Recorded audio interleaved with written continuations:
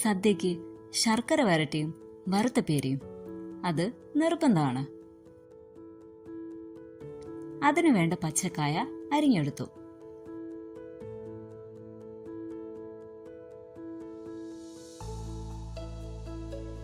വറുത്തപ്പേരിക്ക് കുറച്ചുകൂടെ കനം കുറച്ചും അരിഞ്ഞെടുത്തു. ഇനി ചൂടായ ചീനച്ചട്ടിയിലേക്ക് ഓയിൽ ഒഴിച്ച് ശർക്കര വരട്ടിക്കുള്ള കായ വറുത്തെടുക്കാം.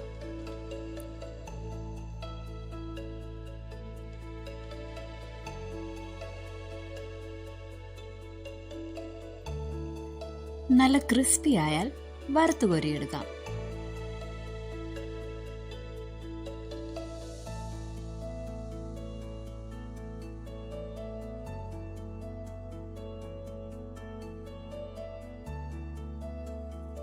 ആ ഓയിലിൽ തന്നെ വറുത്തപ്പേരിക്കുള്ള കായയും വറുത്തെടുക്കാം. ഇത് പിന്നെ ഈസിയാണല്ലോ.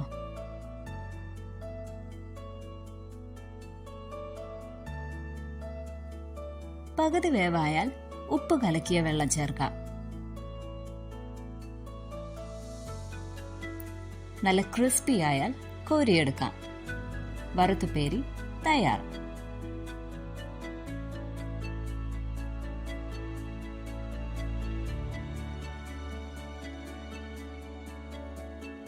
ഇനി നമുക്ക് കുറച്ച് അരി കഴുകി വറുത്ത് പൊടിച്ച് മാറ്റിവെക്കാം.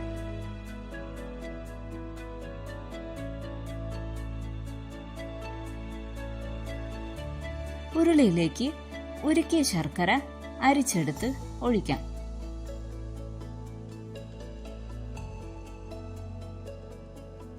നന്നായി തിളച്ചതിനു ശേഷം 1 ടീസ്പൂൺ ജീരകപ്പൊടി, 2 ടീസ്പൂൺ ചുക്കുപൊടി, 1/2 ടീസ്പൂൺ ഏലക്കാപ്പൊടി എന്നിവ ചേർത്ത് മിക്സ് ചെയ്യാം. അതിലേക്ക് വറുത്തെടുത്ത കായ ചേർത്തിളക്കാം.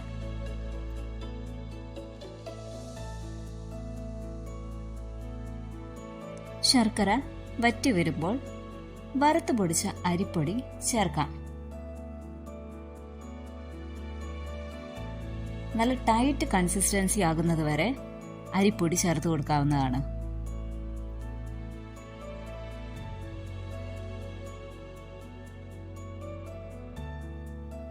ഏകദേശം ഈ ഒരു പരുവമായാൽ നമ്മുടെ ശർക്കര വരട്ടിയും തയ്യാർ.